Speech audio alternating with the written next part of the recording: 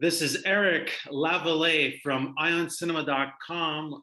We are in the fall season. Fall season means a whole bunch of film festivals unfolded, and I absolutely wanted to speak to our Dylan Dempsey, who's based in New York and who just completed 3 weeks of a film being engaged with world cinema. Dylan Dempsey, you covered the 59th edition of the New York Film Festival. Before we start getting into the films, I just wanted to get a sense of what that experience was like with all the protocols in place. How easy was it to navigate the festival? Well, it was awesome getting to see stuff in theaters again. I won't lie, it was pretty spectacular to see all these movies on the big screen. In terms of the protocol, the festival did a great job. I think everyone felt totally safe the whole time. I mean, obviously, I'd lived to tell the tale. The mask mandate and vaccine mandate were very strict. So there wasn't a ton of socializing. That was probably the only downside is, you can talk to a few people outside the theater afterward, but everybody's kind of wearing a mask. So this year was that there was a little sprinkling of Sundance. I did notice that there was a lot of Berlin titles. I don't know comparatively to what it was in the previous years. I think I want to say that there was maybe one or two extra titles this year, which is a lot when you have a smaller sized sampling. There was a lot of Cannes Film Festival items and Venice Film Festival items. I got a sense with this edition that comparatively with Telluride and its other North American competitor, that it really was able to create a really distinct personality or identity that despite missing out on, I think it was Belfast, Spencer, Man of God, that Eugene and Dennis were able to really concentrate and make a really unique fest, and that they didn't have too many concerns with what was showing up at TIFF. Let's just go through all the titles, all the films that you saw, and sort of like have a conversation around just like your overall impressions of all these films that you've seen. So you began the fest with a huge title, Paul Verhoeven's Benedetta. So what were your first impressions with that? Well, it was definitely a good introduction to the rest of the festival because it was both kind of challenging, but also a lot of fun. It was classic Verhoeven in that sense. It had kind of all the genre charm you might expect from one of his films, but it also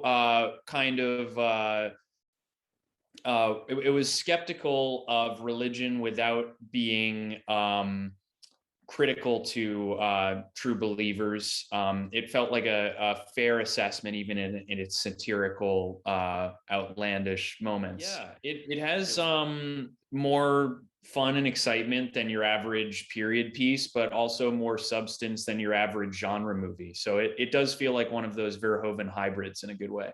So this festival does program a lot of docu-films, and they do a fairly good job in assessing what they want to showcase. And this is of all the titles that we're going to speak about, this is the one I know absolutely nothing about. I don't know at what other festival it's been at. So it's called The First 54 Years, an Abbreviated Manual for Military Occupation. So you went in this probably to fill in sort of like your schedule. Day one for you is like 4 features. So I imagine this was like a bridge between 2 features. So you probably went into it with very little knowledge, so what's your assessment of that title? What is it? Yeah, zero context. So it was actually really educational. It's a very kind of didactic essay style film with no frills, just a lot of really emotional accounts from Israeli soldiers. And this is not the first film of this type made by Avi Mograbi. He did one called Z32 with this organization Breaking the Silence, which is that gets all these veteran soldiers to talk about life in the occupied territories and share their accounts.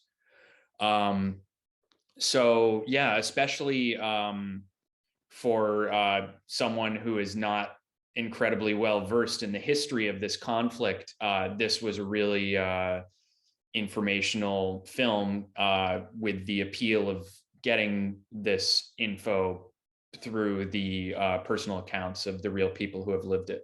So it's a very, I would imagine it's a very critical film. It is, yeah, and that's a major theme we're going to keep coming back to in all the films this year in the festival. And it's all under the mantle of the filmmaker making a kind of how-to survival guide for occupying a country, which is kind of a funny concept.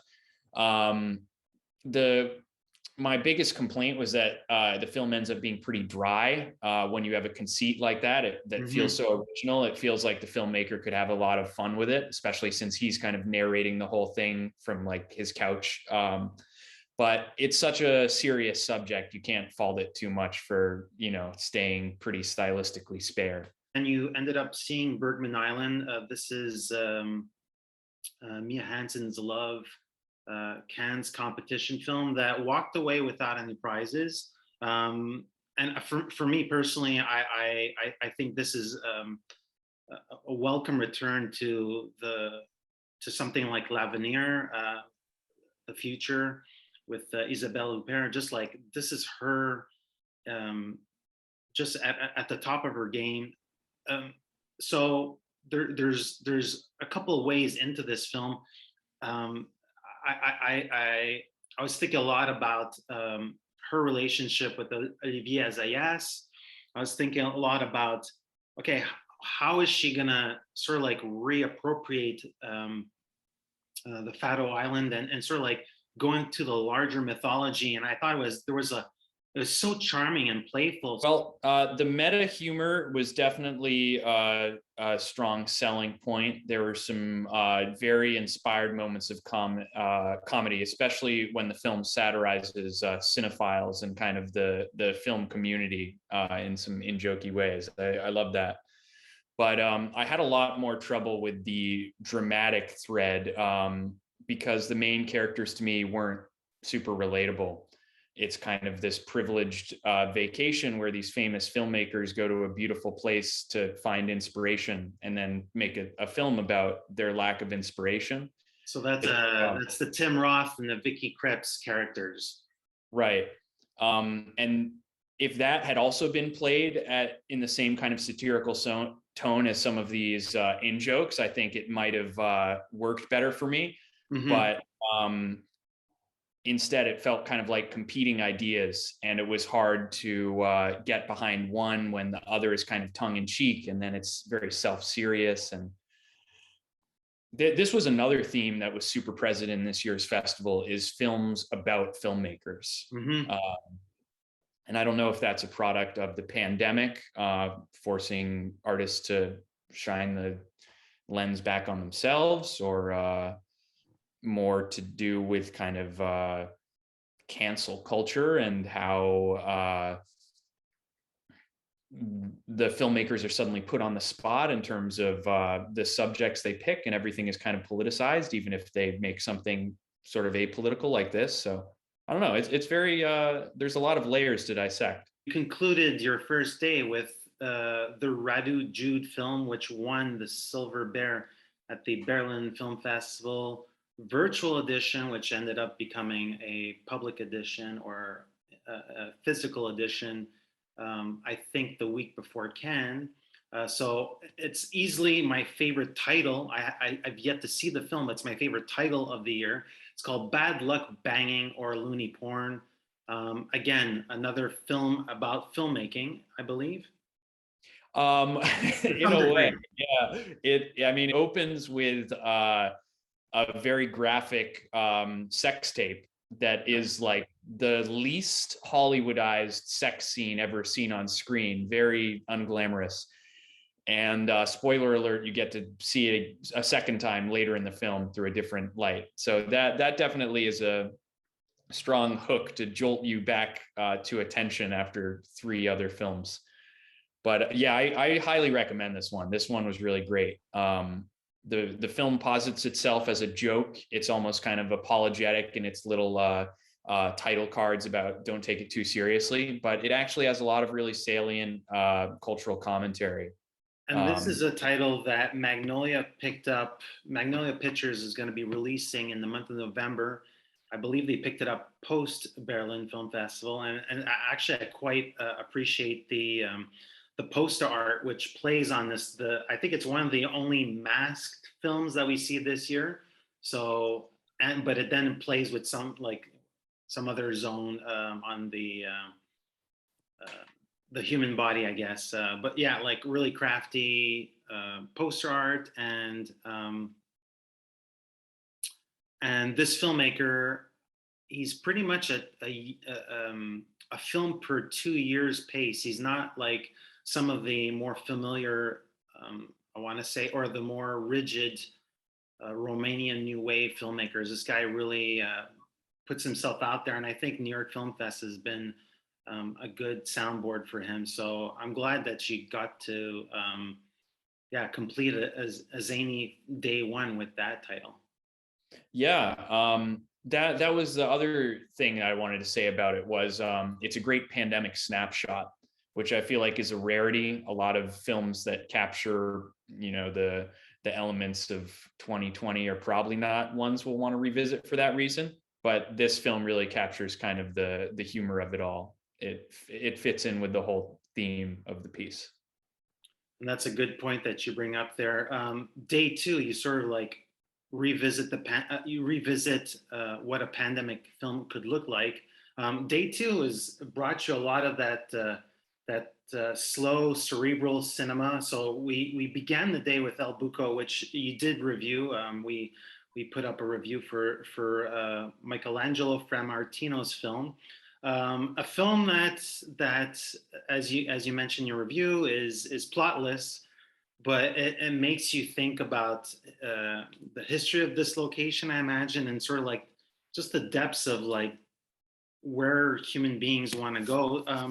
If you just want to give us a vague idea of how is it to experience a film like that on the big screen? You're totally right. This film needs to be seen on a big screen, ideally, or at least in an isolated environment, because its strength is these gorgeous compositions, really just some of the most beautiful images of the entire cinematic year. But you can't properly sink into the sound design and the visuals if you have any potential distractions like your cat or your phone, or it requires you to be stuck in this immersive space so you can meditate on the ideas and really be transported. But if you can watch it in that setting, then that is definitely a really unique and kind of peaceful, pensive film going experience. I understand correctly that most of the film takes place in this dark shaft where like the idea of light and like entering the surroundings is non-existent, right? That's like half the movie. It does a nice job balancing between the interiors of this cave and then these wide rocky expanses of the Italian hillsides where this shepherd is herding his flock.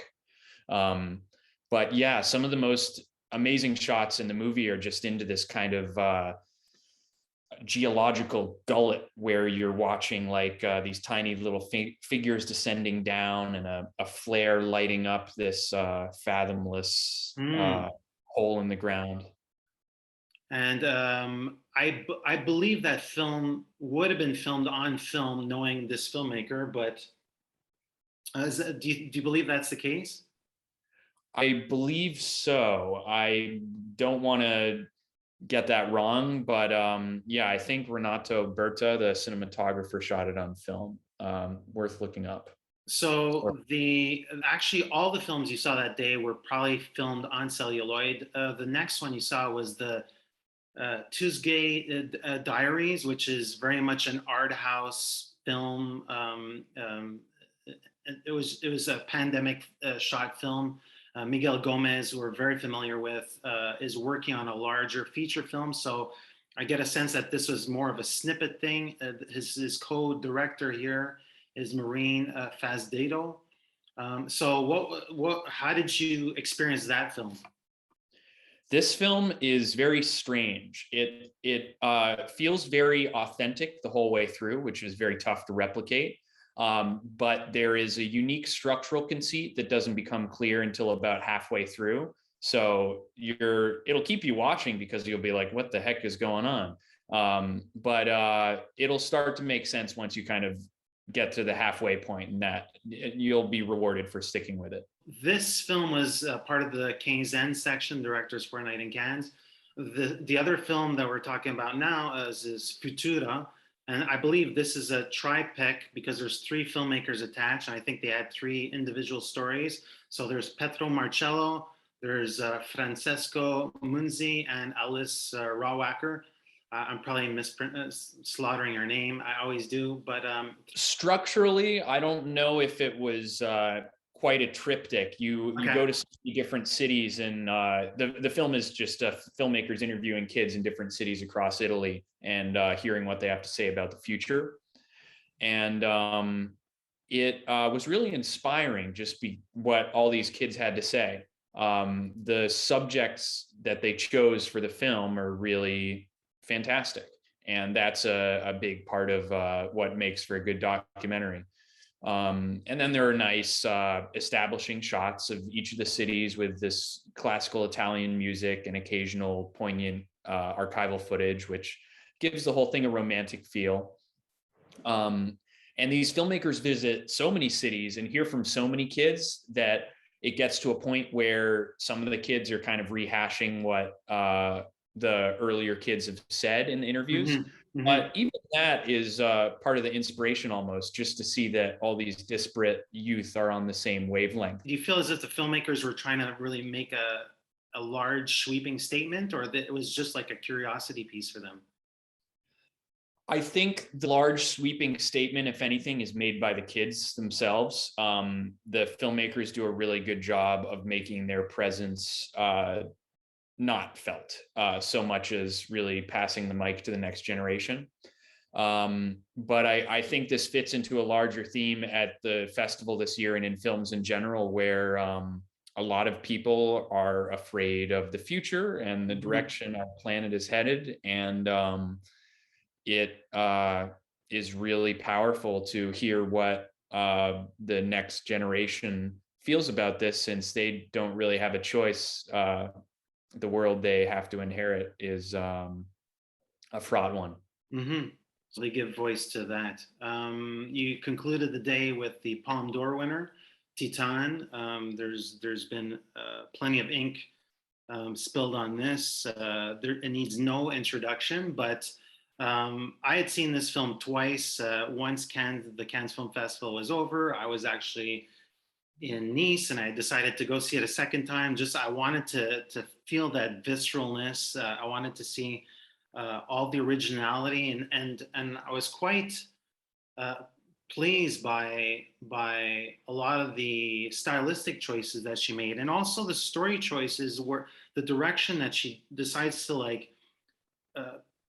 pivot these characters. Like Vincent London's character is like there's like this splintered idea of what that character is, and so upon second viewing, I got to get a better sense of just how complicated these characters are, and just how much they're part of a vehicle that's very much of a shape-shifting. There's a lot of shape-shifting elements in the characters, but also the storyline. So yeah, just talk to me about that experience, and with the New Yorker crowd. How did it feel? How did it come across? Definitely a hit. Yeah.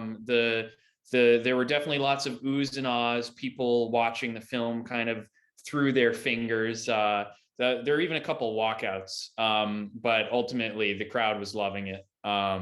It's such an entertaining movie, and the craft is on such a high level that it's just entirely absorbing, even before you get to the emotional resonance. It's incredible that Ducarneau, is that how I say her name? Yeah, Julia Ducournau. Yeah. Leah Ducarneau. It's incredible how she takes this kind of these morally questionable characters, this seedy underbelly of society, and frames it without judgment, with Mhm. entire, just with an eye of curiosity. And she really manages to tell a really touching story about two characters who really need each other in the midst of all this body horror and shocking violence. So that to me was a really stunning use of the cinematic medium. It's not the best film of the year. It definitely isn't, but I feel as if it's a poignant film on many levels, and we'll be talking about it for years and decades to come. Yeah, it definitely does not adhere to any sort of tradition. It's a That's all. standalone voice. So that concluded your day two. We're still going ahead here. Ahed's knee is not. I always screw up his name. Is Navid Lapid's. Nadav Lapid. Nadav Lapid's. I believe this is his one to wait. The policeman, kindergarten teacher, synonym. Yeah. So this is his fourth feature. This one was the first, I don't want to say flop in Cannes, but it was the heavily disliked film at Cannes.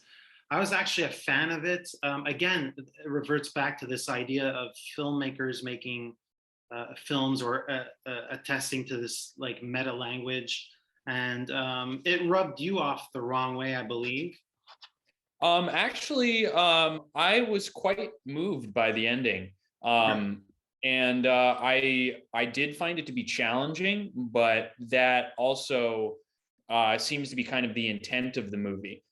This is kind of one of the best examples in the program of all the themes that permeated this year's selection, because it's got this really incendiary political stance. It's like a call to action. It's also very self-referential. It's about the filmmaker working through his own conflicts with this, and with how to address the future, which is the third theme we talked about. Kind of the we're at such an impasse. So all of that made it interesting. But yes, this is a really purposefully difficult film to watch. You saw after that, I think this is your second viewing of Flea, which was a Sundance selection. Right. Yeah. So you were a That, big fan of this back in January. This was one of your highlights from Sundance, I believe. yeah, totally. It's a very gripping refugee drama, a retelling of a true story recounted years later by the refugee to his longtime boyfriend. But it's all animated, which gives it kind of this unique flavor and character, and it's just very much an emotional, personal story, but also structured to be entirely suspenseful and entertaining, and it feels like a great vehicle for empathy. Who then saw The Worst Person in the World. This is Joaquin Thier's. I want to say it's his sixth or seventh feature. In France, it's called Julian 12 Steps, I believe. And this was a hit on the Croisette because of the just the enigmatic, the fantastic faced lead. She's just a ball of great energy, and she has a very nuanced. She adds a lot of nuance layers to a character that is still finding herself, and she hasn't figured out life, and she's okay with that, and she's just trying her best. But it's a very light piece of cinema. But at the end of the day, if you ask people to name their top films of any festival that where this film is a part of the fest, it'll likely be at the top. So yeah, just how was it to live that film experience? Well, yeah, I want to echo what you said. The lead actor, whose name I'm going to butcher, Renate Rance, is, how do I say her name? We're pretty close. Anyway, she's great. Very fully formed characters and authentic, airtight romantic drama. And it really captures that quarter life crisis feel, the idea of being old enough to know you want to commit to something, but being too young to know exactly what. And that really struck a chord with me. In the third act, it has kind of this twist, and I don't want to give it away, but it takes it in a very Trier direction of kind of melancholy. But it for me kind of cheapened the experience, because not every film needs to run the existential gamut. There was already so much value to watching the characters that the third act drama that kind of ratchets up the stakes. You ended that day with a film from Gaspar Noé, a complete departure for this filmmaker, a film that played at the very tail end of the Cannes Film Festival. There was 2 screenings only. So you're among the lucky ones to have experienced this film. A lot of people compare it to Amour by Haneke for very obvious reasons. How was it to live this film? This was rough. It was an emotionally traumatizing experience. And I say that fully recognizing the irony that it's Gaspar Noé's most subdued film. Yeah, it really, for better for worse, it made me feel pain. And whether or not it's far too long, I couldn't say. Maybe the pain was increased by how drawn out the story is. The acting is very good. Françoise Lebrun and Dario Argento are really entirely convincing, and they sell the whole thing. The split frame conceit was really interesting, but I felt underused.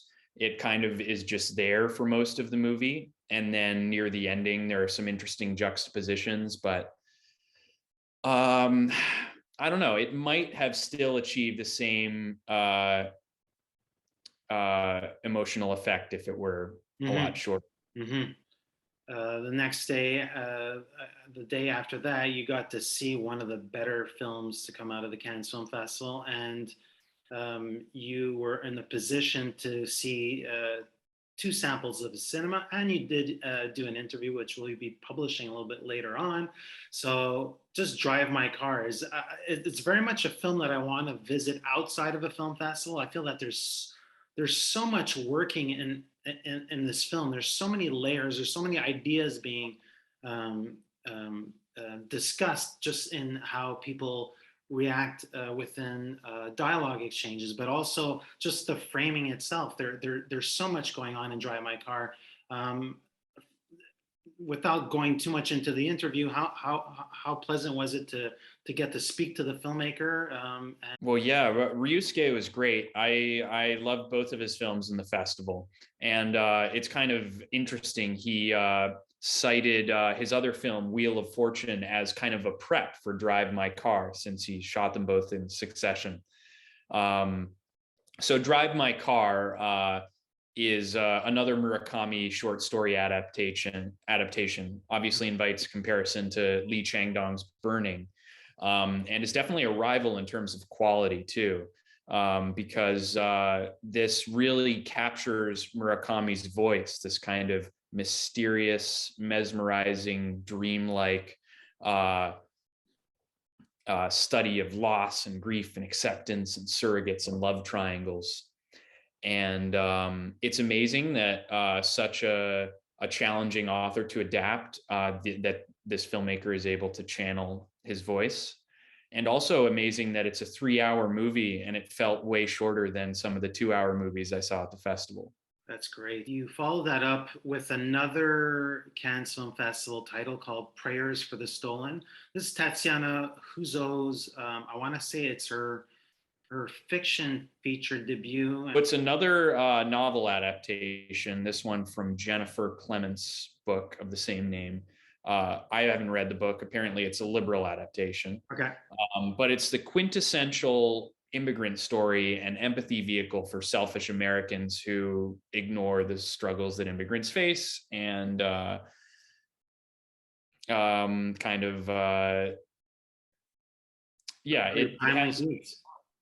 sorry. A very timely piece. Very timely, yep. And it has mainstream potential. Netflix is distributing it, so everyone will get to see it. Very talented child actors. And it's a film that does not spoon feed you information or make its agenda. It doesn't hammer it an overt agenda. It's a film that makes you ask questions. Mm-hmm. And the point is what the film doesn't show you, and makes the uninformed viewer ask and inhabit and feel. So for all those reasons, I think it's a very worthy narrative piece with a lot of important social cultural commentary. So maybe 2 scoops of bleak and 1 scoop of hope.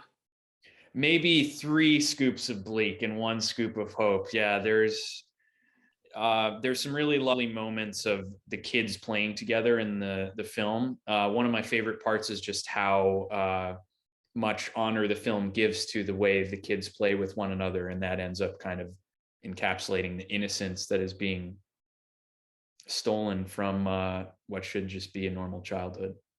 So that was an Un Certain Regard winner. Hopefully, it travels well. And on a different demographic, the next film that you visited was a director's fortnight title, Integral, I think it's called, or Intergalde. That's Radu Munten's film. Literally, it's a film about just being stuck in the mud. And for me, it was my type, it touches my sensibilities. Like, this is my type of dark humor. Were you surprised a little bit about where the narrative goes or doesn't go? Yeah, I really think it's a fantastic premise, just the idea of humanitarian aid, people needing the aid of the people they've set out to save. Just the perfect for this moment of kind of overnight activist culture. But I felt that the film was a little too naturalistic or authentic to the premise, because it plays out the way this would actually play out, which is, kind of as frustrating as the real event would be. These are really unlikable characters making stupid decisions. So there are really some great comedic bursts within that structure. But I wish there was even more comedy. And, it feels like a comedy of errors, but maybe there's a little too much focus on the errors. Mm-hmm. Really good points there. You concluded that day with the Swiss title from the Zucker brothers, Sylvain and Ramon. This is their second feature film. They when they entered the film festival circuit with their debut film, they really struck a chord, and this sort of like works with a lot of the same perimeters, low budget, but the same sensibility. So The Girl and the Spider, that was a Berlin Film Festival title. It's got this really interesting, distinct style, a lot of unnerving close-ups and kind of stilted, repetitive acting, almost like dreamlike sequences. And it's shot in the most tiny confined space, just in this apartment. And it felt very stylistically intentional, but I guess what you get out of it is variable, and I went in fresh, so it kind of baffled me. Really, the day after, it was a solo trip for you. It was the only world premiere at the film festival, a big title that we were expecting at the Venice Film Festival. But anyway, the soul journey for Joel Cohen, the tragedy of Macbeth. Just take us through the ins and outs of what that experience was like. This is a great movie. It really is a audio visual delight, and filled with incredible performances. It's very austere in its dedication to aesthetic. So you go for the sights, the sounds, the bard's verse, and it is kind of a transportive, meditative experience, like some of the other visual films we've been talking about in the festival. But I guess Joel Cohen really needed to be free of collaboration to just go fully down the aesthetic fetishization route, because he really just goes above and beyond here. This is like a graphic novel adaptation more than a film or a stage play. Wow, that's a great take on it. So this is an A24 film. I believe they're releasing this at the end of the year. It initially it sounded like it would be something that might be mentioned during award season. And when I'm talking about awards, I'm not necessarily talking about the Oscars, but the Indie Spirits or the Gothams. Do you think it has that type of hype I think or weight? honestly, any Frances McDormand performance this good is a shoe-in for awards potential. And the rest of the cast is great too, but it's hard to she kind of steals the spotlight. Although actually the Catherine Hunter, who plays the witch, is really kind of the scene stealer in Macbeth. She is just haunting, and so I think this film has some awards potential in terms of the performances, and also just the cinematography and sound design, and even the soundtrack. It's all so perfectly mood conjuring that I think it's worthy of attention, definitely. You followed that the day after with Belle, which was Mamoru Hosoda's. It's a J Kids release in next January. This was the last edition for the Cannes Film Festival. It felt, I mean, just from my perspective, it felt like wasn't necessarily ready. This is obviously it's an animated film. I was not familiar with this filmmaker's work beforehand, but I went with a friend who was, and she had a lot to say about how it fit into their oeuvre. But this was really a wonderful film. It's an anime retelling of Beauty and the Beast, and it's told in the virtual world where we're all represented by online avatars, which adds another layer to the kind of surface depth contrast that is inherent to the Beauty and the Beast story. And it actually has a lot more to say than I think even the original version of the story, because it confronts how the internet can affect our relationships and connections. Interesting.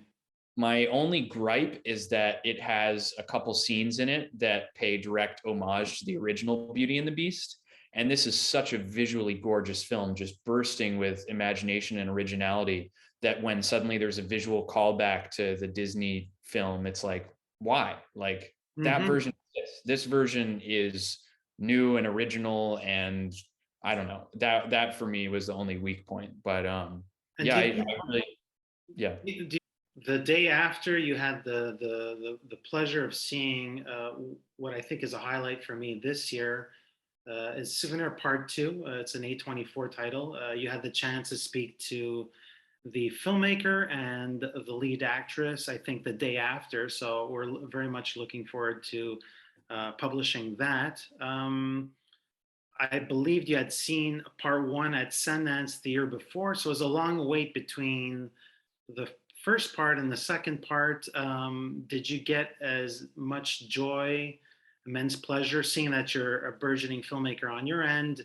Did it resonate a little bit more true? And how did you relate to Honor Swinton's character? Yeah, wow, this really hits a lot of the themes we've been talking about. Yeah, it's interesting because this film just focuses on Honor Swinton Burns' character, as opposed to Part 1, which centers around the relationship. This is about the aftermath and fallout. And we have both a more mature character and actor commanding the film. And that plus Joanna Hogg's lifelike immediacy that she brings to the screen really paints this authentic portrait. You feel like you're kind of watching the film scenes from across the room. You're present. And one element that I liked, specifically in the film student scenes that you mentioned, is there's a lot more humor than in Part 1. And a general theme with all the self-referential films in the festival, if you can use that meta element to find some humor and kind of poke fun at yourself, I think that really is an important way to win over your audience and help them get invested. The next day, you would take in a piece of cinema that I'm not really familiar with. It's called What Do We See When We Look at the Sky? This is a relatively new filmmaker, in Alexandra Koberidze. I believe that's how you pronounce his name. It's a movie picked up the film. I believe it was a Berlin Film Festival competition film. I imagine you went into it not knowing anything at all. What's this thing about, and why do you think it played at this festival? Why do you think it's being championed on the film festival circuit this year? It's a very charming and original film. It's a fairy tale with a lot of cultural elements that are pulled from the Georgian filmmaker's background, but also just some kind of broad folkloric elements that you might not see in your typical art film or love story, romantic drama, if you want to call it that. Mm-hmm. It's very atmospheric. It has a lot of energetic inaction. So that makes it kind of challenging just because it's such a long film that there's a lot of meditative shots, but when it gets to a certain point, it's hard to discern which ones to plumb for subtext and which ones are just there to purely experience. I hear you.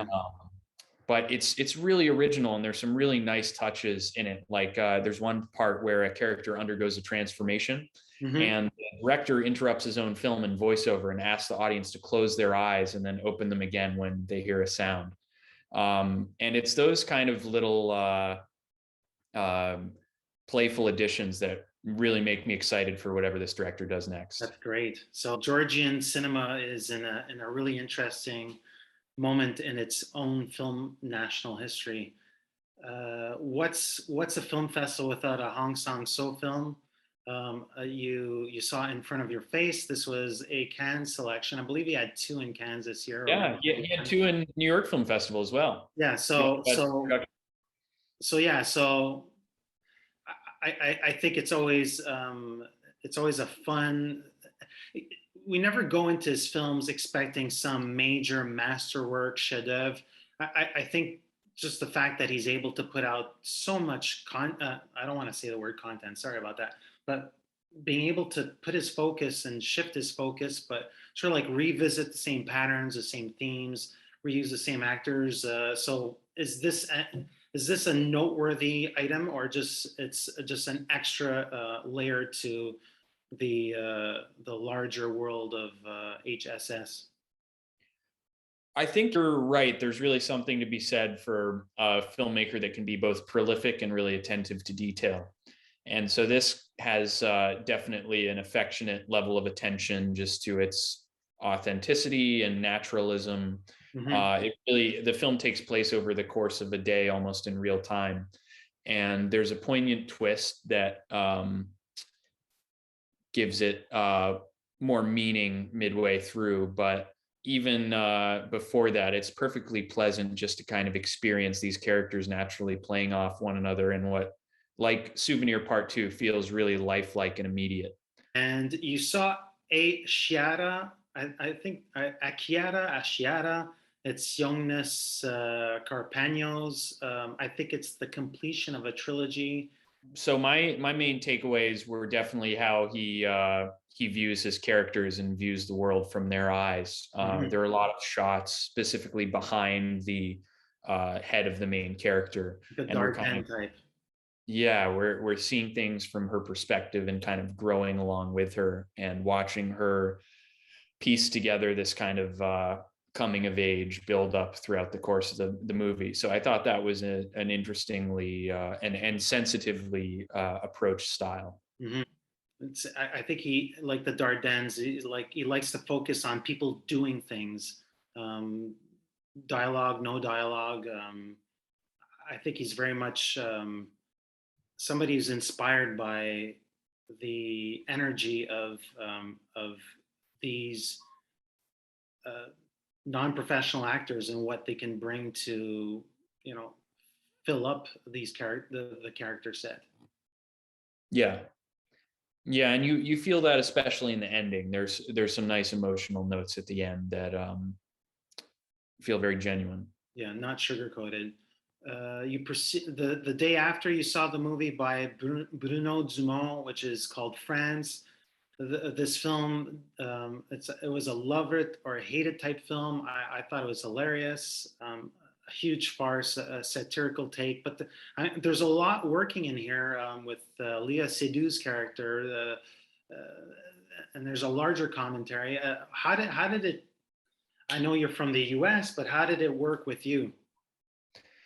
Well, I mean, the story of the mental health of a famous journalist is definitely a worthy subject in today's climate, especially. Mm-hmm. Um, but I felt like it was kind of hit or miss for me as well. The first scene is absolutely hilarious, the deep fake with the Macron in the press conference. And that kind of promised so much greatness that when the film turned in a more self-serious direction after that, it just made me long for more of that irrepressible Léa Seydoux that the first scene gave us. And it felt like the script didn't really let her have as much fun after that because it had to become, you know, more dramatic and poignant, Yeah, lachrymose.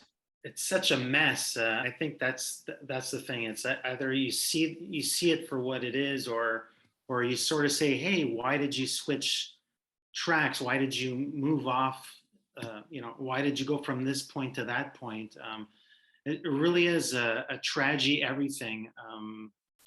But she's great in it. I know that you saw her in another film, which we're getting to very shortly. But how much fun was it to watch Leo Seydoux in this film? She definitely elevates the character as much as she can, even when the script kind of becomes slower or more, you know, taking itself too seriously. But she definitely creates a multifaceted character that we feel for. Another director's fortnight item that appears in this film festival is Neptune Frost. I believe the filmmaker is an actual musician. It was one of those things where I just didn't find the time to visit it. And I'm happy to see that New York Film Festival programmed it here. And I imagine you went in not knowing much, and that's part of the beauty of attending a film festival like this, and really just going in without any preconceived notions. If you can just give us a basic general idea of what we might find here in terms of the canvas and the larger ideas that it's working with. I think a phrase about 20 minutes into the film encapsulates the whole thing, where a character breaks the fourth wall and says, "You must be thinking, WTF is going on? Is this a poet's dream?" And that is kind of how the whole thing feels. It's this very absorbing mood piece that centers around a rebel uprising and these musical numbers that are less Hamilton, more kind of chanting mantras and repeating the same leitmotifs, and to a hypnotic effect. It's very absorbing, and the costumes are just wonderful. It's really an aesthetic triumph. And it, as a whole, it feels kind of like a dream sequence, like maybe one of the dreams from Macbeth or Dune, but that is the movie in its entirety. It's very more mood driven than anything else. It looks like a very visceral experience, like something that's very moody, that's more in tune with um, with all the different divisions, like the photography or the sound. Am I right with that? Yeah. The sound and the visuals are a big part of what makes it so So immersive too, and it's also just one of those incendiary battle cries. It really has a strong message. It's frustrated with the status quo, and the filmmaker, who really feels like an author in this case, really has something strong Great. they want to say. Maybe like a new Boots, right? A Boots Riley, maybe. That's an interesting comparison. I hadn't thought of that, but yeah, the connection to music and almost musical activism. That's an interesting comparison. Cool. You the day after you revisited a one of my favorites of the year, a Sundance title. And I think there's a fun day for you here, seeing actors turn directors or first time directors. So revisiting Passing in the context of a film festival where there's so many cinematic riches, does it sort of like stand apart or hold itself among these the I don't want to say better herbs, but the idea that when you bring a film to Cannes, it's a much more international film. How does this film feel comparatively to the other films that you've seen in this festival? Well, it has a very fervent message, which kind of fits in with a lot of the other films at the festival, but it has a lot more of a straightforward narrative than Hmm. most of the the foreign films. Yeah. And it also has a pretty expeditious runtime, which helps you breeze through the tension. And there's really some beautiful moments and performances, and overall a powerful message. I did feel like the film spent so much time focused on that message that there was a Hmm. lot of foreshadowing and exposition, kind of telling you the direction it's going to go, and then when it happens there's little suspense. So that element of it felt a little one note, but it's a very sensitively made film, and a powerful subject, and the performances really make it worth checking out. I agree on that. You visited the other Yamaguchi film, Wheel of Fortune and Fantasy. So you saw it sort of like out of its linear film history timeline, but I mean, it was filmed in the same year. One film informed the other. So I imagine when I think you interviewed the filmmaker before having seen this film, right? Oh no, I'd seen both when I Okay, interviewed. great. Yeah. So yeah, this played in Berlin. So uh, how does it feel to have experienced that in a way? I mean, it's a fairly unique situation. Hong Sang-soo is like, it's almost normal that he has two films in one festival or in one given year, but yeah, like just another long oeuvre, and I mean, it played very well in Berlin. So just comparatively, what was that experience like? Well, yeah, it's interesting how Hamaguchi almost creates a companion piece for Drive My Car, and in a way, Asako 1 and 2. Mhm. All these films are about kind of the different levels of connections you can have with people, and playing roles in each other's lives and characters who need each other. But this is kind of a lovely, whimsical take on that, where it's three separate vignettes that are maybe only connected thematically if the viewer wants to take it there. And it's very light and fun and poignant. It's a lot less challenging than some of the other movies at the festival. So I enjoyed just getting to enjoy these characters, some interesting premises and unreliable narrators, some kind of shocking comedic moments. It felt like there was a really great balance to just kind of entertain the viewer and give them some food for thought. Good points. Another prolific filmmaker in his own right is Sean Baker. He has traveled a lot with Red Rocket on the film festival circuit, and this was the New York premiere, obviously, for the film. And I imagine you had seen the Florida Project, perhaps Tangerine before that. So again, we're immersed in a world that feels like I don't want to say Molotov cocktail, but it feels very present. It feels in the moment. It feels unhinged, and perhaps it was an introduction to this actor. So yeah, just what was your how did this film come across for you?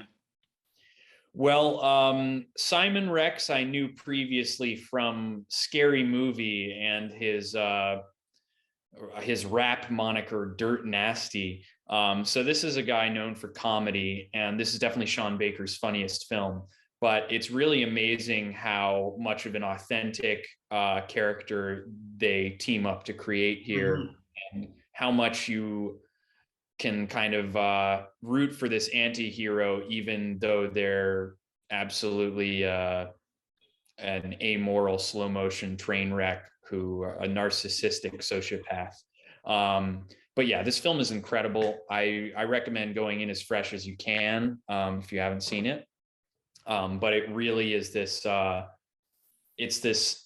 It's not just funny, and it doesn't just have that Simon Baker authenticity. It's also this really subversive political commentary, because it's about this inherently American character who's just a huckster, a scammer, a hustler who Mm-hmm. rises to the top by lying. And it feels very true to the idea that the American dream is always at the expense of someone else. And Baker sets it during the 2016 primary, and that's kind of playing in the background on TVs. And also the setting, Texas City, is a character in and of itself. So for me, this isn't just a really fun and irreverent comedy, but it has all these layers of political commentary that you can dissect on repeat viewings. Well, that's a really good take. And yeah, it is a film that does seem not slight, but minimalist or small in ideas, but there is a lot working in there. And there is a great performance by this Rex guy. You concluded that day with another actor turned director feature. Gyllenhaal adapted a novel, and it really spoke to her. And it feels as if it's some sweeping drama. It might not be. I've yet to see it. So The Lost Daughter is a Netflix project that was featured at the Venice Film Festival. It went to Telluride, so its third trip was at the New York Film Fest. And so, yeah, what was that experience like?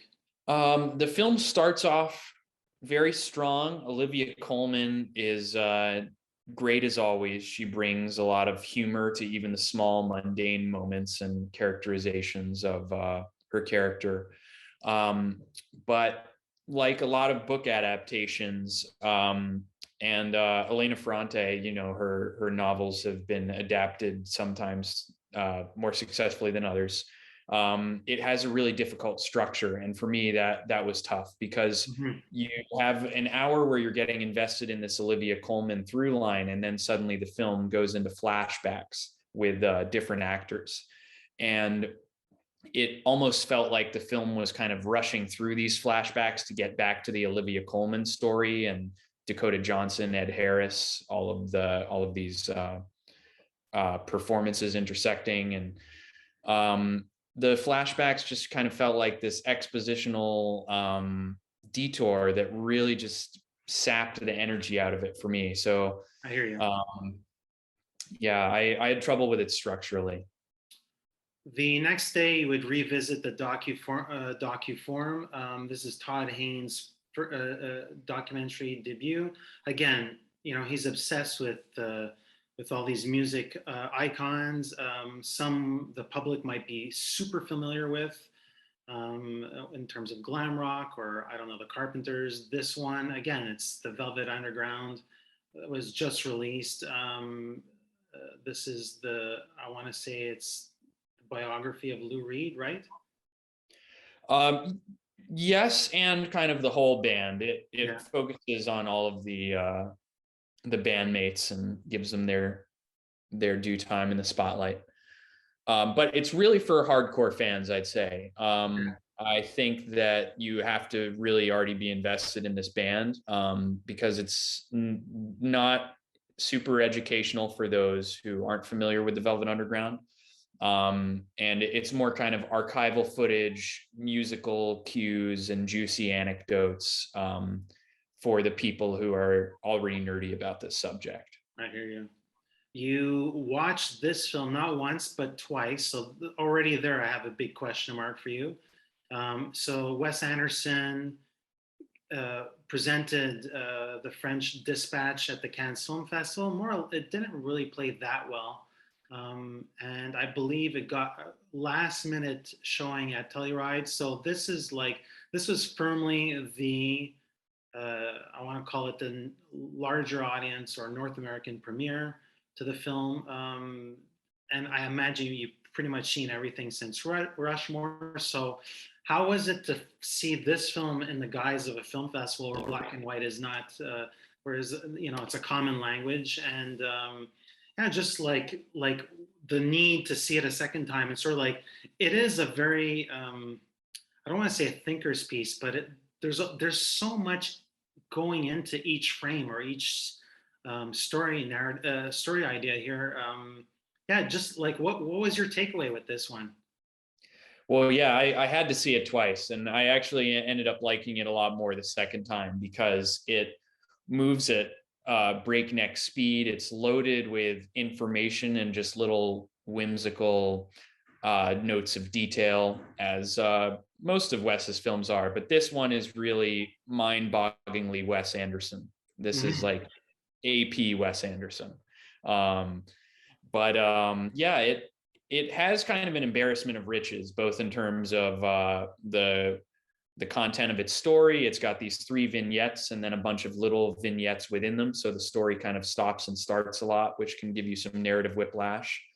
And it's also got so many A-list actors playing bit parts and extras that it almost feels like a director showing off his rare collection of Pokemon cards. It's like, check out all these cool actors who work with me, which is fun. Like, all the actors are good, but having, Saoirse Ronan playing like a really bit part at the end is almost distracting, and it's harder for some of the personalities to get to shine because there's so many big personalities around them, kind of like an Avengers movie.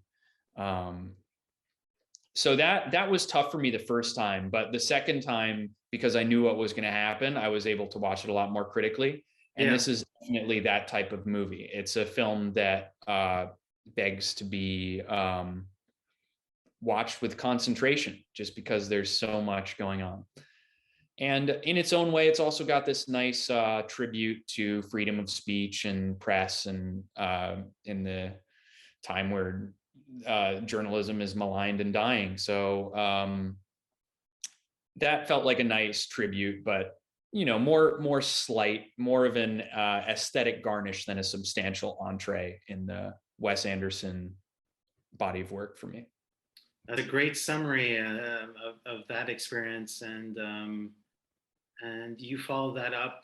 I think it was the day after you saw The Power of the Dog, which is at the forefront of many conversations about year-end awards and whatnot. It won, I want to say, Best Director for Jane Campion at the Venice Film Festival. It was awarded with one of those audience awards at TIFF, or I think it was third place or whatnot.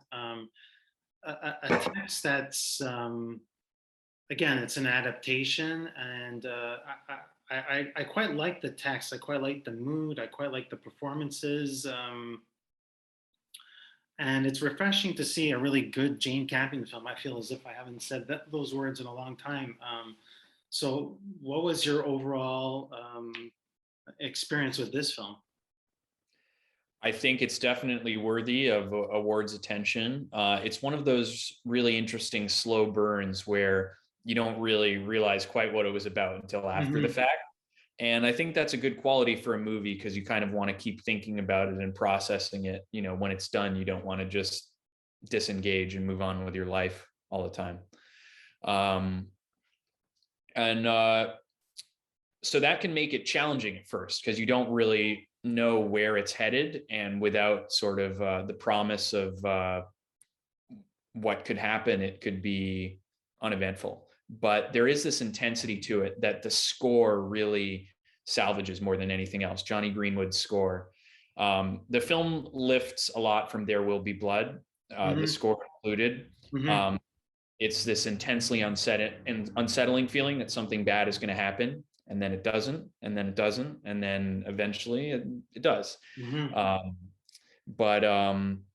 Yeah, so for that reason, it definitely owes a lot to There Will Be Blood. But the characters in the story have this kind of unique take that's more in line with the writer, this exploration of masculinity, and the performances and direction are really on point.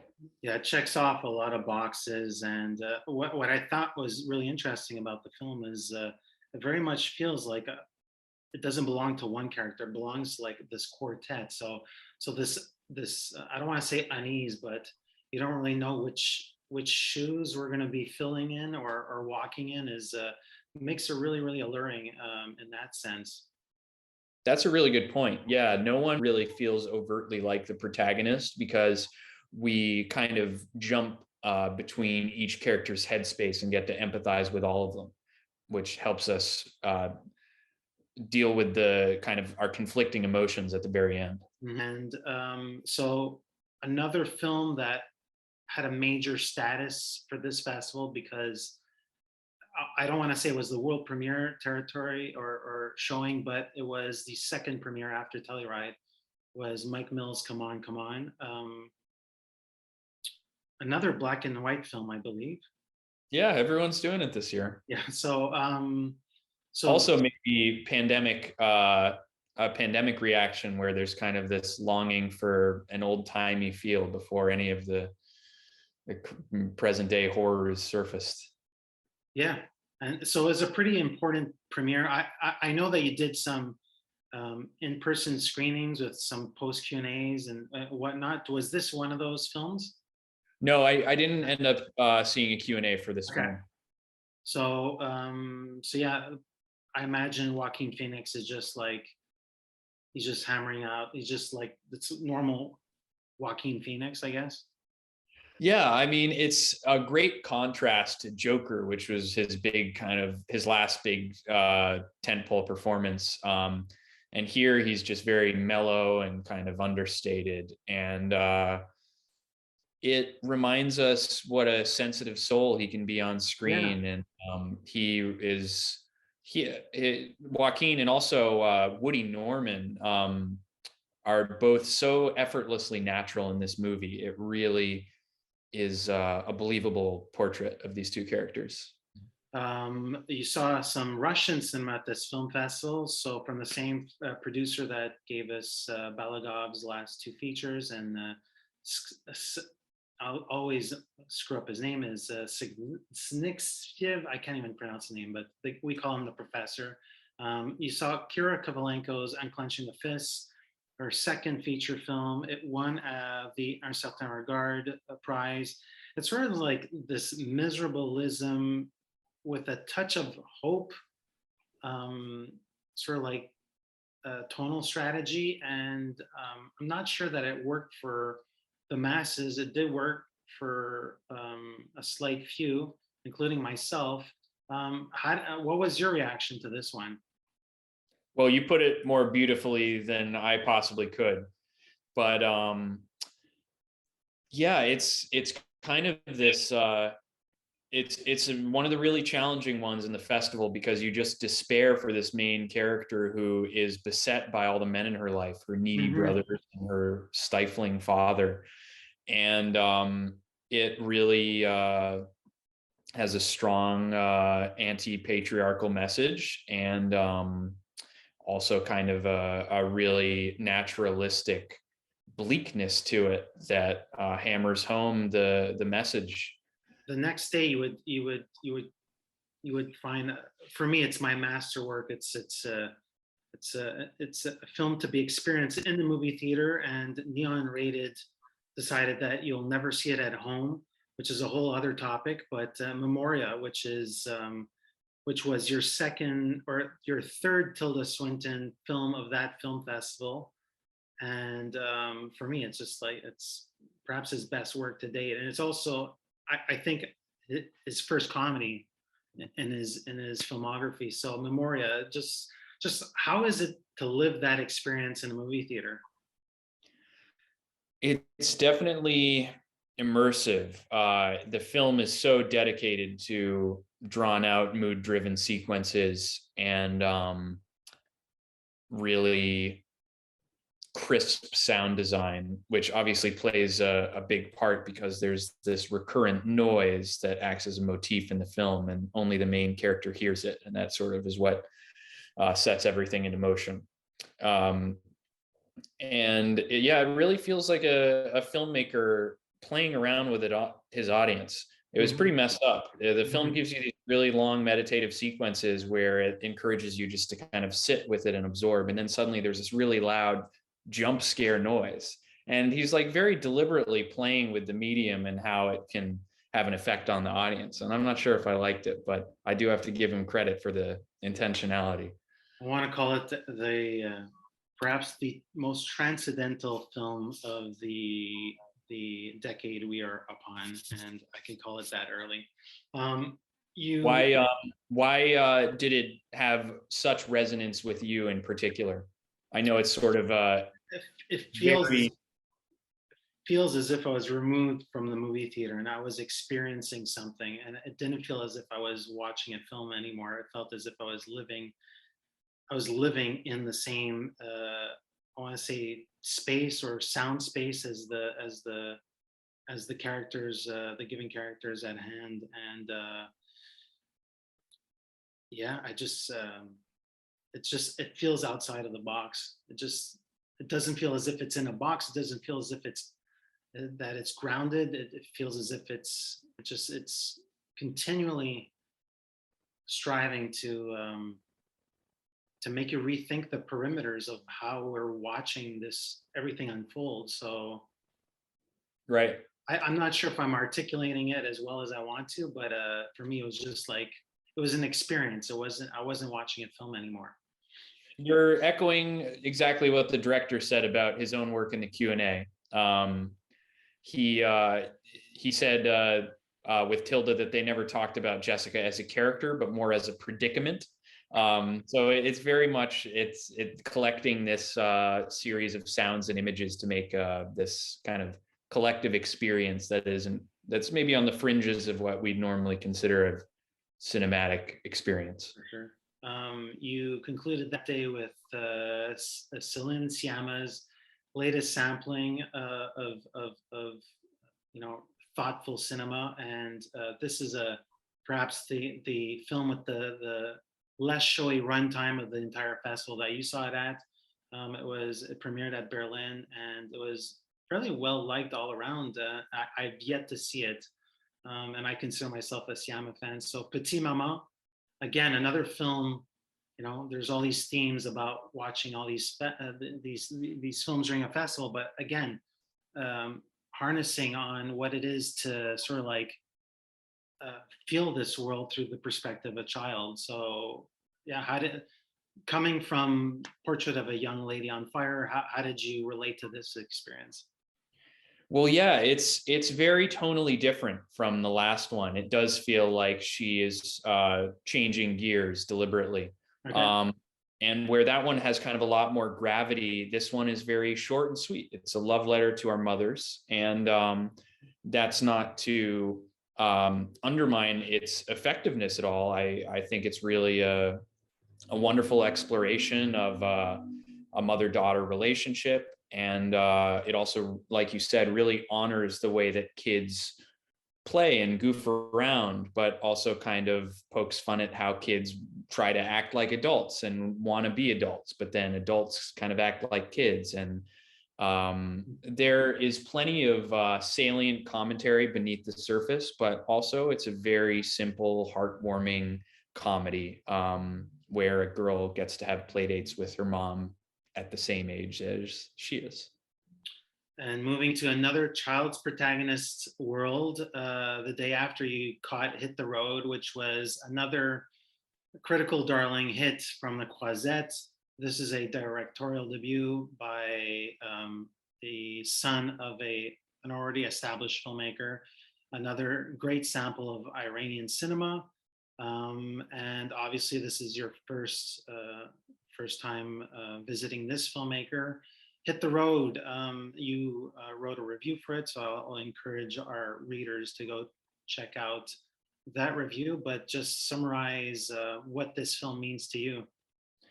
It really surprises you. It has this tonal balance that leaps between devastating and hilarious seamlessly.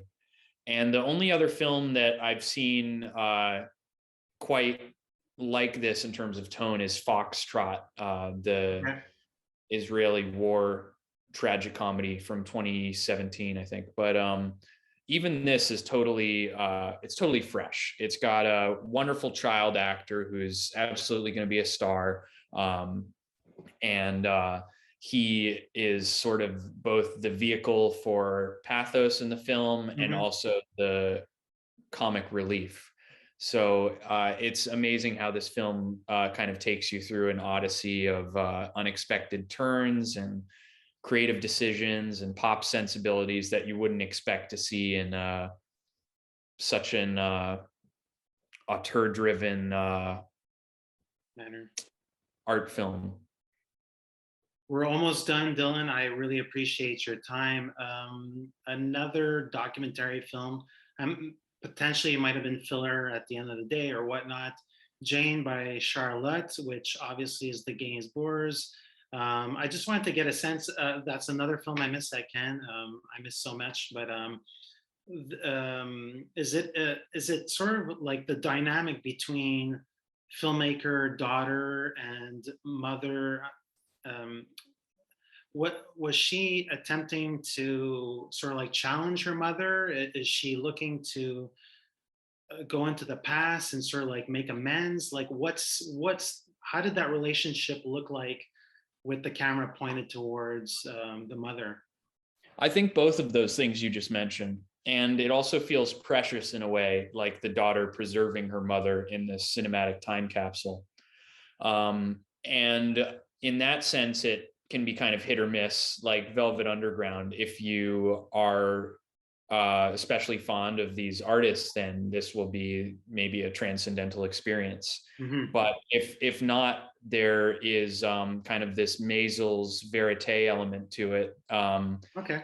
And there are kind of banal observations like, Jane talking about how many drugs she did when she was younger. And it's like, okay, fine. That kind of stuff isn't revelatory, but it is painting a very unfiltered portrait through this kind of familial intimacy that's interesting. So I think if you're a fan of their work, you should definitely check it out. If you're a fan of Jane by Agnes, it's definitely in line with that sort of filmmaking stuff. So a little insider baseball, a little bit. You'd have to be familiar with their filmography, their life in the public, their life away from the public. So in the context of a film festival like the New York Film Fest, it's sort of like it's a fitting piece to have there. The next day you would see like this a major film, Denis Villeneuve. It was really well received. I believe you would have seen this at the Alice Tully. So you saw Dune. Yeah. That was at the Alice Tully, obviously. Actually, I saw it at the Walter Reed, which was maybe a little bit smaller a screen than I would have liked, but I'm seeing it on Monday in IMAX. So great. I'll have an even more fully informed opinion of it then. But so are you, for two questions, had you already read the novel and had you seen David Lynch's film? I am by no means an expert on the source material. Okay, so you're going into it a little bit like a lot of people are, which is Yeah.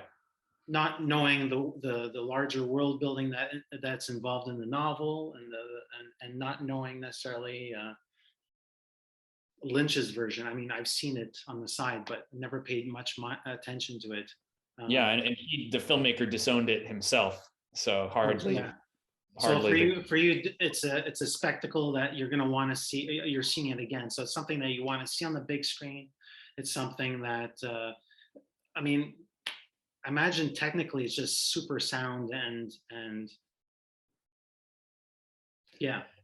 It's easy to kind of sneer at a mainstream big budget tentpole like this that is meant to bring in like a Star Wars level of money and attention. Mm-hmm. But this is both a big budget action movie and an art film. It is really just an audio visual experience that wows you. It captures a sense of wonder. And it really works as a movie on the big screen. This is something to see on a big screen, mm-hmm. Absolutely, like Memoria. This is not mm-hmm. something you want to watch at home. And the cast all holds their own. There's some kind of cheesy, unreadable Star Wars dialogue, but it never deducts from the universe. It only confirms that we're in this realm of heightened drama and poetry and mysticism. And this really feels like one of the year's most absorbing cinematic experiences, because it's not quite the typical junk food of a Star Wars, Marvel mm-hmm. big budget movie, and nor is it the family crowd pleaser of Lord of the Rings. It's got kind of its own character to it. It's more grim. It confronts unpleasant realities and has very relevant political subtext. And from what I hear from the hardcore fans of the book, it's a faithful adaptation as well. But I'm speaking more from just a standpoint of how it works as a movie.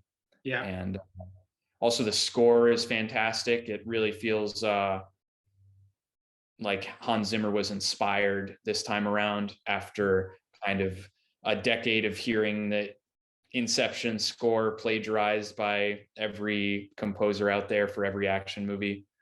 And it's a cool detail. I don't know if you read about how Zimmer actually passed up on scoring Tenet to work on Dune after so many collaborations with Chris Nolan, just because Zimmer himself was, this was his favorite book as a kid. So it really feels like Villeneuve and Zimmer captured this kind of sense of wonder that drew them to the source material. And I really feel like that's communicated by the film. Great, that's awesome. You concluded your festival with Pedro Almodovar. It was the opening film at the Venice Film Festival, and here was the one that closed out the film festival. I know he's very much he's been supported not only by Sony Pictures Classics, but I think every one of his films has been at this festival. I could be completely wrong, but yeah, Pedro Almodovar is getting more political, and looking back with a different pair of lenses, I want to say, or different POV on his part. Did it come across as something that's incendiary or a little bit more pointed? Not as incendiary as some of the other films in the festival, but definitely a lot more pointed than a lot of Almodovar's work. Yeah, it really more kind of firmly than in terms of volatility. The film celebrates the immutability of history and how we should honor and understand and appreciate those who came before us, specifically in the context of the Spanish Civil War and the disinterment of bodies that have been buried unceremoniously in mass graves for so many generations, and finally their great grandkids are getting to disinter them and give them a proper burial. But this is kind of on the fringes of a more typical romantic drama that Almodovar weaves with his usual elegance, and just really captures the complexity of characters and the gracefulness of their human desires. And so it's interesting. It feels like he is doing what he does best, but he's also making a statement in a new direction that feels, like you said, pointed. Great. Well, thank you so much for being so articulate and being able to like just look over what 3 weeks looks like in the space of 60, 90 plus minutes here. I asked Dylan to, we're fans of we're fans of best of lists, and so I asked Dylan to sort of like give us a recap with what his top 5 films were of the film festival. And so, drum roll, please. What was your number 5 pick for this festival? Number 5 was kind of a toss-up because there were so many worthy contenders. 2 that I might have picked would be Macbeth and Hit the Road. But since I've already covered those for IONCINEMA and spoken about them plenty, I really want to give the spot to Prayers for the Stolen. Great.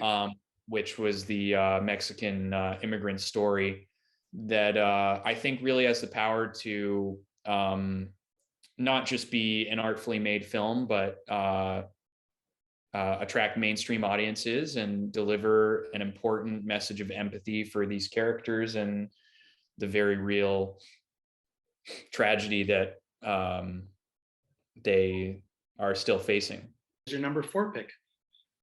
Number 4 has to be Titane. It's just such a entertaining and absorbing and well-crafted film that really gets you to kind of second guess what a movie can be and what kinds of human characters we should root for. It really portrays some complex individuals without judgment and surprises us by how touching and surprising its emotional core is. Drum roll, number 3. What was your number 3 pick of the festival? Number 3 is Drive My Car. Like Titane and a lot of the other movies we've talked about, it feels like the real winners for me this year have been the films where characters really need each other and we get to witness a relationship of people fulfilling roles in each other's lives that are maybe unexpected, but nonetheless emotionally tender. And so Drive My Car has that, and it also has all of the kind of mysterious existential considerations of Murakami's writing and also Hamaguchi's own philosophical musings. And it has this kind of darkness and this profound quality to it of not being able to fully understand even the people who are closest to you. Mm-hmm. But it rounds it all out with a really hopeful message and kind of this life-affirming observation that it's okay to accept what we don't understand, and we still have to be true to ourselves and to our hearts. And it sounds a lot less corny in the movie than the way I'm framing it, but I really loved it. Yeah, just over 3 hours. I think it's one of these films that will be studied in film history. And I like the comparison point that you brought up earlier about it coming across very much like Burning. There's a lot in this film, and yeah, I'm looking forward to revisiting it. At your number 2 position. 2 is Red Rocket. It's really an incredible movie. I saw it twice in 2 days at the festival. As I was saying earlier, it's not just hilarious and absorbing character study, almost a Safdie Bros style anti-hero train wreck, but not quite that level of violence or calamity. It's more contained in kind of the comedic realm. But also it's really got a lot of subversive political commentary. And because all of that is so couched in these other entertaining layers, I think that this film has the potential to really translate that subversive message to its audience. I think it's going to polarize a lot of people. I think it's going to be divisive. I think it's going to create a lot of different reactions. And I think that is what makes it such an excellent movie. It's funny that you mentioned that, because at the Telluride Film Festival, I think Sean Baker himself had mentioned that every single screening he had, there was different reactions, like overall reactions to the film. So that's quite interesting, and I think it's extremely well articulated here in what you just said. And your number one pick of the New York Film Festival, the 49th edition, 2021 edition, I imagine it might be a perfect film, 5-star film or close to that. Please reveal what your number one film of the festival.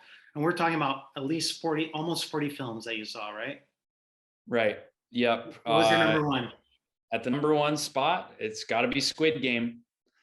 No, I'm just kidding. I'm just kidding. Cut that out. No, it's got to be Dune. Dune's got to be the number one spot. I didn't think that I would like it as much as I did, but it's really a breathtaking audiovisual experience.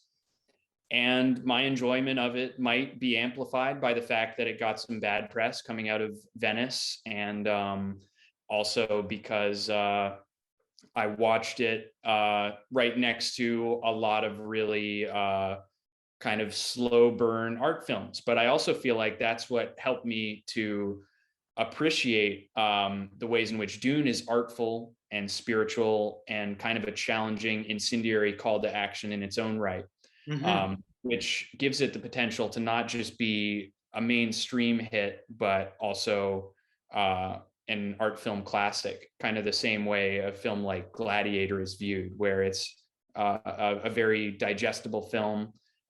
You can recommend it to most people, but it's also celebrated as a masterwork. I don't know if I would call Dune a perfect film. I don't know if this will be the best entry in the Dune trilogy, and I have very high hopes for what the next two installments might offer. This could even be a kindred spirit, a spiritual sibling to the Lord of the Rings trilogy. Yeah, of all the movies, this one really wowed me. It gave me a sense of wonder. It exhilarated me. And it reminded me of what the movie theater experience really has to offer. And I think that's especially poignant after the past year of having to miss out on that and questioning whether we'll go back to that or experience a new normal where we see things from our living room. So for all those reasons, I think Dune really deserves attention. So a big thank you to Warner Brothers for providing Denis Villeneuve with the budget and all the leeway needed. And yeah, I'm looking forward to seeing it for a first time.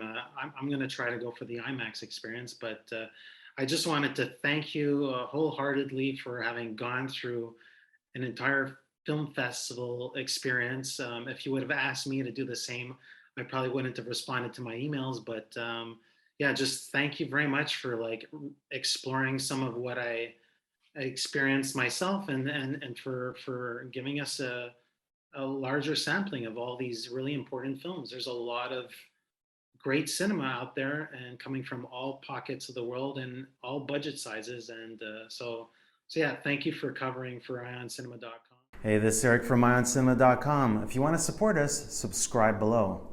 For more reviews, interviews, film festival coverage from Sundance, Cannes, Toronto, you want to check out these guys on this side.